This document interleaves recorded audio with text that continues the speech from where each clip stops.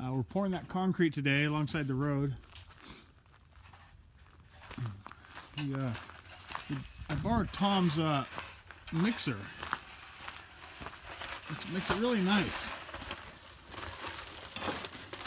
Usually we put it in the bucket and we use the hoe and mix it by hand.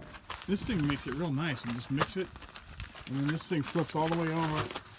Anyway, flips all the way over to the other side into the bucket, and then we'll back down to where we're going down there. And it just makes it really easy. So, go ahead.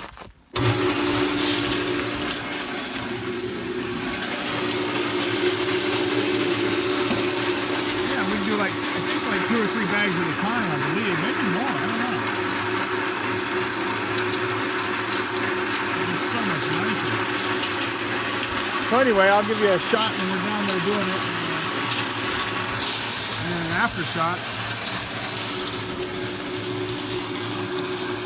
Probably not going to use all these,